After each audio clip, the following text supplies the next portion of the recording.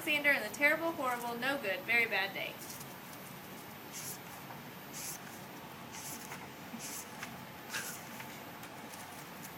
I went to sleep with gum in my mouth, and now there's gum in my hair.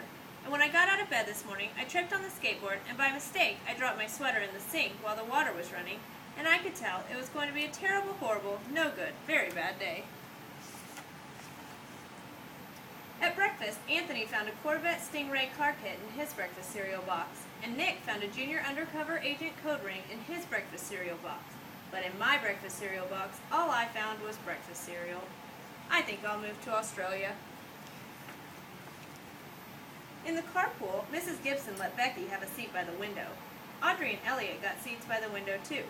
I said I was being scrunched. I said I was being smushed. I said, if I don't get a seat by the window, I'm going to be carsick. No one even answered. I could tell it was going to be a terrible, horrible, no good, very bad day. At school, Mrs. Dickens liked Paul's picture of the sailboat better than my picture of the invisible castle. At singing time, she said I sang too loud.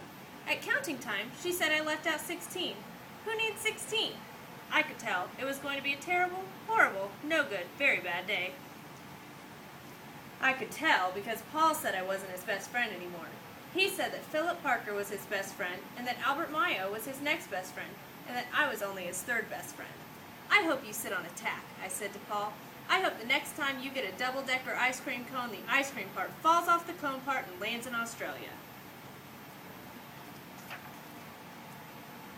There were 2 cupcakes in Philip Parker's lunch bag, and Albert got a Hershey bar with almonds, and Paul's mother gave him a piece of jelly roll that had little coconut sprinkles on the top. Guess whose mother forgot to put in dessert? It was a terrible, horrible, no good, very bad day. That's what it was, because after school my mom took us all to the dentist, and Dr. Fields found a cavity just in me. Come back next week and I'll fix it, said Dr. Fields. Next week, I said, I'm going to Australia. On the way downstairs, the elevator door closed on my foot, and while we were waiting for my mom to go get the car, Anthony made me fall where it was muddy. And then, when I started crying because of the mud, Nick said I was a crybaby. And while I was punching Nick for saying crybaby, my mom came back with the car and scolded me for being muddy and fighting. I am having a terrible, horrible, no good, very bad day, I told everybody. No one even answered. So then we went to the shoe store to buy some sneakers. Anthony chose white ones with blue stripes. Nick chose red ones with white stripes. I chose blue ones with red stripes, but the shoe man said, we're all sold out. They made me buy plain old white ones. They can't make me wear them. When we picked up my dad at his office, he said I couldn't play with his copying machine, but I forgot.